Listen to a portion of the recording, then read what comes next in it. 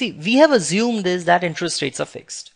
Okay, and because we know this very well that investment is dependent upon interest rates. Okay, so because interest rates are fixed, so investments are also going to be fixed in our model. In the later recordings, what we're going to do is that we're going to assume that interest rates are flexible. Okay, when interest rates rises, then investment will fall. When interest rate falls, investment will increase. Why it will happen, we'll come to know about this later. But right now, since we have assumed this that interest rates are fixed, so investment is also assumed to be fixed. Okay, so investment is given to you. That is, investment is fixed. And well, we know this that our aggregate expenditure is C plus I. So earlier we have this as our consumption function, which is this is equal to C.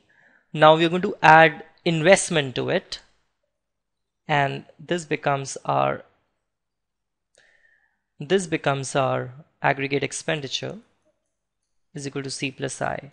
Well, note this that since it is fixed at all levels of income, so the two curves are going to be parallel with each other. Now the point is, where do we think that that equilibrium is going to lie? Well, we know this very well that at equilibrium, your aggregate expenditure should be equal to income. Okay, so what we actually want is that when y is equal to 100, this aggregate expenditure should also be equal to 100. What we want is that when y is equal to 300, aggregate expenditure should also be equal to 300. This is what we want. So how do we guarantee this? Well, this is 90 degree, these two lines.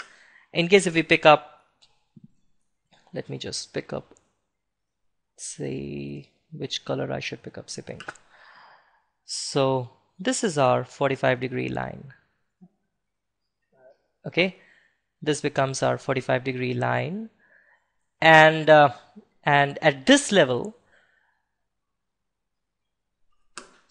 at all of these points, the level of aggregate expenditure is equal to level of income.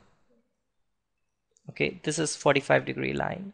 At all of these points, you pick up this point, the level of aggregate expenditure is equal to level of income. You pick up this point, the level of aggregate expenditure is equal to income. Let me put 300 here. Okay, not here. So let it be, say, 500 or something. Okay, so at this level of income, this is the level of expenditure which you have. Okay, so at all of these points on this 45 degree line, aggregate expenditure is equal to income. But in reality, it is cutting aggregate expenditure line at this point. Okay, where aggregate expenditure curve and this 45 degree line cut across each other. And indeed, this point is an equilibrium point, say E. This point defines equilibrium.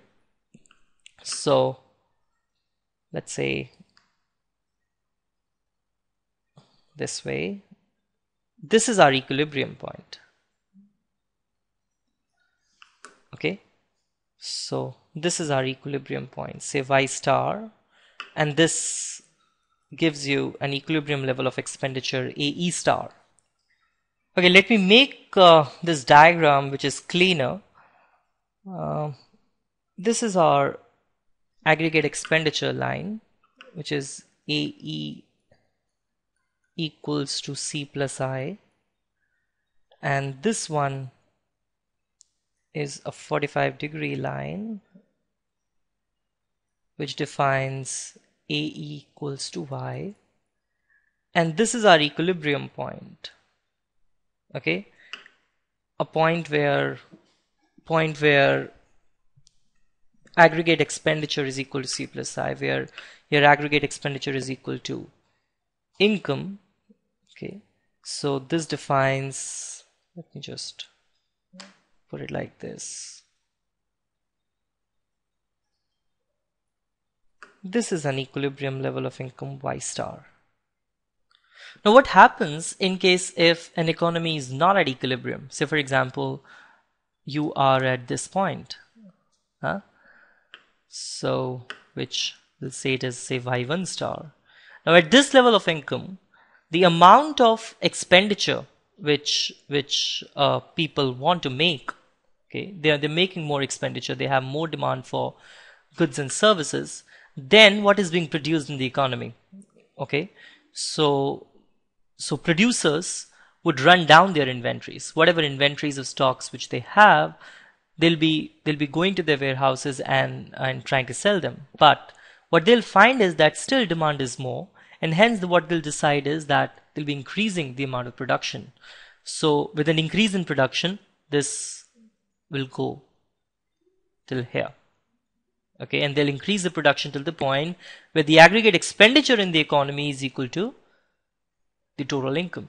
Okay, well, in case if economy is sitting at a point like this,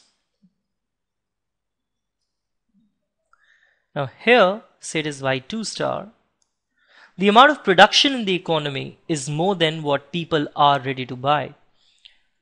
So producers will realize that their inventories are building up and they're not able to sell more, hence they should decrease their production.